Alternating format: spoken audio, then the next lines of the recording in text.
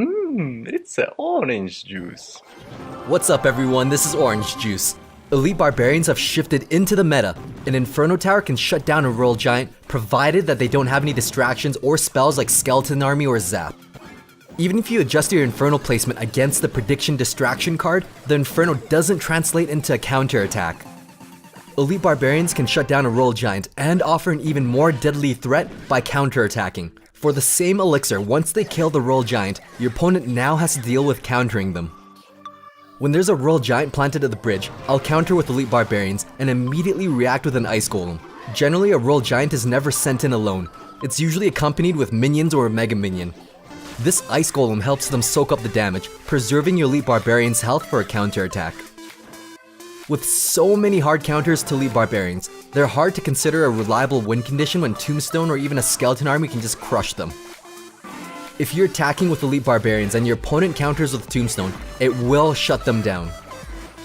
What you'll need to do is hover the Zap one tile below the center of the Tombstone and cast the Zap just as the Tombstone pops. The Elite Barbs won't waste any time on the Skeletons and they'll just rush straight to the tower. You'll have to be careful with your spawner building placement. Usually one Barbarian will always bypass the opposite lane.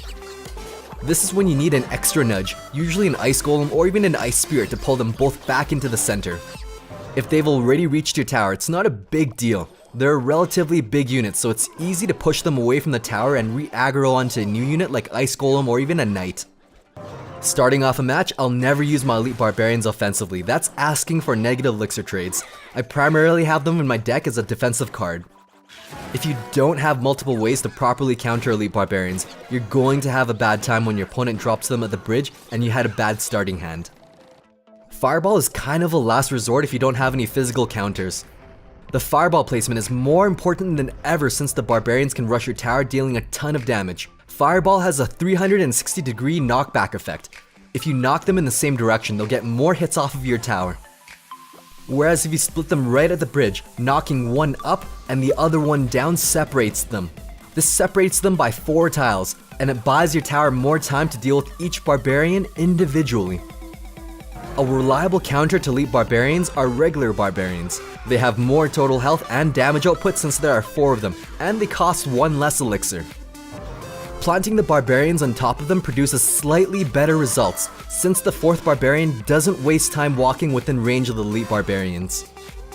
One Elite Barbarian takes 3 strikes to kill 1 Barbarian, so that's a total of 12 strikes needed to kill regular Barbarians. If you're pushing with Elite Barbarians, a good way to deal with this is to zap the regular Barbarians. This brings down the strikes to 2 each or 8 total, but I only recommend this if you're pushing or need to get rid of the Barbarians, since that's 8 elixir to take care of 5. The most basic counter against Elite Barbarians are going to be Elite Barbarians themselves. One-on-one they basically cancel each other out and they kill each other in exactly 4 swings. You could change the outcome of the battle completely by inserting any inexpensive card into the mix. If you plant an Ice Golem in between them, it'll take 5 shots from the Elite Barbarians. Plus if it dies, it'll slow them down by 35%. This 2 elixir play allows your Elite Barbarians to translate into a nice counterattack that forces your opponent to spend elixir to defend against them. You can do this with a lot of other cards too, like Skeleton Army or Tombstone. It's a bit expensive, but the counterattack could be worth it if you're leading an elixir and they don't have any counters to your Barbarians. A bowler straight one-on-one will take care of Elite Barbarians, but you can take this a step further by planting something in between the bowler and the Elite Barbarians. Planting the Ice Golem saves your bowler, letting it counterattack. Taking it a step further, he used Skeleton Army to take out my bowler and Tombstone to defend against my graveyard, so I knew all the counters from my Elite Barbarians were out of cycle. Instead of defending the Musketeer with an Electro Wizard or Mega Minion, I countered with Elite Barbarians, knowing he had nothing to stop them. Guards are surprisingly underused in this meta. They can counter Graveyard and Elite Barbarians better than most cards can, since you can't zap or fireball their shield. Ice Spirit and Guards can completely shut down Elite Barbarians. The Ice Spirit absorbed the enemy's Ice Spirit and froze the Elite Barbarians, gaining a 3 elixir advantage. Ice Golem is going to be one of the best counters to Elite Barbarians because you can kite them into the other lane. The optimal tile is 4 tiles from the river. This exposes the Elite Barbarians inside the kill zone the longest. You don't have to worry about the timing since Elite Barbarians are so fast and the Ice Golem deploys slowly. There's a slight imbalance in the game when you're the only person to initiate the match. You're true blue. As true blue, you cannot kite the elite barbarians on this 4th tile. It also explains why you can sometimes pick push without the push and only on the left lane. However, even as true blue, you will be able to kite elite barbarians from the right side, while true red can kite both the left and right side. If you don't know if you're true red or true blue, you can't afford this risk, so you're going to need to kite the golem on the 1st tile.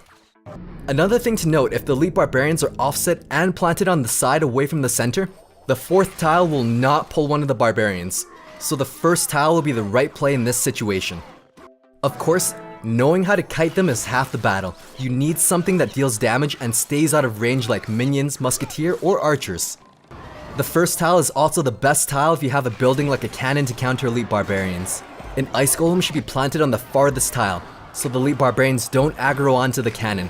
The cannon also had the benefit of defending against the musketeer, fire spirit, and archer. Sometimes split elite barbarians can be a headache to deal with, but an ice golem brings them back into the center. Paired with a cannon, it's quite an effective counter. The elite barbarians couldn't even touch the cannon. A cannon deals quite a bit of damage, you just need to protect it. Here's a replay a clanmate shared where he froze them with ice spirits, distracted with skeletons, then attacked the barbarians with a cannon, all while pulling the balloon, putting him in a 5 elixir lead with that monster defense. Sometimes if you overcommit on one lane, your opponent will send elite barbarians in the other lane. In this case I had a bowler on the right side, so my opponent sent it in the opposite lane. You just need to use an ice golem to draw it into the side with all of your troops. You always have an answer to elite barbarians at all times. Even after using a bowler and ice golem to counter his first wave of elite barbarians, I had my own elite barbarians to answer his mirrored barbs. If you want a really good positive elixir trade, plant ice golem to kite, then ice spirit to pull them back into the center. This completely shuts them down for a nice elixir advantage. Skeletons work even better than the ice spirit, and there's even less chance of messing up the timing with the fortified calcium. Using the same concept of a support unit and a kiting unit, if you see elite barbarians planted in the front, you can react with minions to deal with the damage and a hog to kite the barbarians to the center, then back up. If elite barbarians were their answer to your hog will get guaranteed damage on the tower. Another way to deal with this is with a ground unit to pull, followed by a support unit. This can be a musketeer to deal damage and an ice spirit to pull them, then freeze them. The musketeer will survive with a sliver of health. If you plant an ice golem in front of her, this forces your opponent to zap her. The bomber can do the exact same thing but for 1 less elixir. The only drawback of carrying a bomber instead of a musketeer is that you have 1 less anti-air option. You get the same results when you support the bomber with skeletons pulling the barbarians. It doesn't have to be a ranged unit either. Mini P.E.K.K.A works incredibly well when comboed with any other unit to shut down elite barbarians. It takes 4 elite barbarian swings to kill 1 Mini P.E.K.K.A. He acts as an excellent distraction, plus he can kill 1 barbarian in only 2 swings. For 1 elixir, skeletons will tank 3 hits for your Mini P.E.K.K.A. Think about it as a 1 elixir advantage that forces your opponent to spend even more elixir to deal with a Mini P.E.K.K.A. If you have skeletons and a knight, they do the job for even cheaper. You won't have many counter options with this combo, but you'll have made a 2 elixir trade for this. Basically, any damage dealing card paired with Ice Golem to kite, Ice Spear to pull, Skeletons, Tombstone, or Skeleton Army to tank are going to be really solid in shutting down elite barbarians. Even an Electro Wizard, as fragile as he is, can be deadly when an Ice Golem is tanking. A less conventional method in stopping elite barbarian push is with a giant skeleton. The only drawback is that you need small units like skeletons or goblins to hold the barbarians in place while the bomb explodes. One of the best but least respected cards in the game right now is Tornado. Paired with an Ice Golem and Fire Spirits, this combo took out elite barbarians and a miner. If your elite barbarians are your only answer to destroying tanks and you don't have any answers to a split lane push, you can use a Tornado to pull them back into the other lane. Taking this a step further, you can hold elite barbarians in the kill zone long enough with the help of skeletons to shut them down completely. If you pull with skeletons, you can cast the Tornado even lower to activate the King's Tower.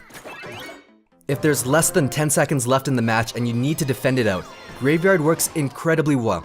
You can't zap Graveyard, you can't fireball it, and you can't counter it with splash units. It's a very expensive counter that should only be used in the last 10 seconds. Aside from all of these counters, you have to alter your playstyle and assume everyone is running elite barbarians, or at least until you've learned what 8 of their cards are.